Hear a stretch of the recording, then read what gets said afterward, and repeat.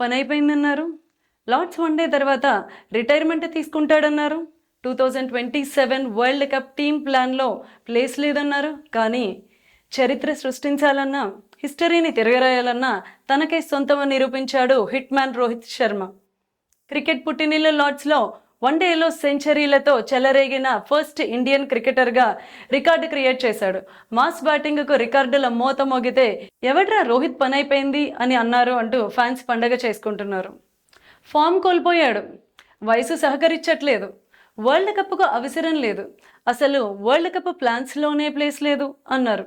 ఇంగ్లాండ్తో ఆడిన తొలి 2 వన్డేల్లో పెద్దగా పరుగులు సాధించలేదు. దాంతో మూడోదే లాస్ట్. ఆ మ్యాచ్ కాగానే రిటైర్మెంట్ ప్రకటిస్తాడన్నారు. ఎవరెన్ని మాటలన్నా నోరు మెదపలేదు, కుంగిపోలేదు.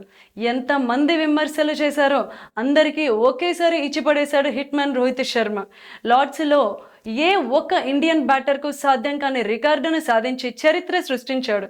రోహిత్ శర్మ అంటే రికార్డులు సృష్టించడం కానీ రిటైర్మెంట్ ప్రకటించడం కాదని క్లియర్ కట్గా తేల్చిపడేశాడు. అపోనెంట్ ఎవరైతే ఏంటి, దుమ్ము దులపడమే తెలుసు అన్నట్లుగా ఇంగ్లాండ్ గడ్డను తన అడ్డాగా మార్చుకున్నాడు Rohit Sharma. Do or die మ్యాచ్లో ఏకంగా 138 పరుగులు చేసి నయా క్రికెట్ రికార్డును సృష్టించాడు. వన్డే ఫార్మాట్లో ప్రతిష్టాత్మకమైన లార్డ్స్ మైదానంలో సెంచరీ కొట్టిన భారత తొలి బ్యాటర్గా రికార్డును సృష్టించాడు. 39 ఏళ్ల వయసులో కుర్రాళ్లకు సాధ్యం కాని ఫీట్ సాధించాడు రోహిత్.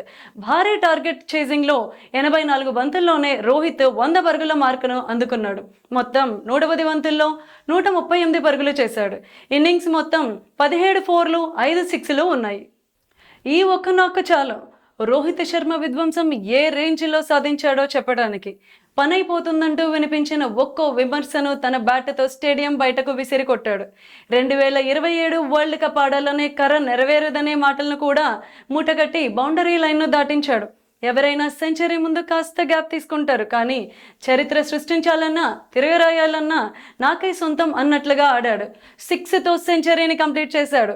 వరల్డ్ క్రికెట్లో రికార్డు వేటగాడిలా పేరు తెచ్చుకున్న ఈ టీమిండియా మాజీ కెప్టెన్ తన కెరీర్లో 34వ సెంచరీ కంప్లీట్ చేసుకున్నాడు.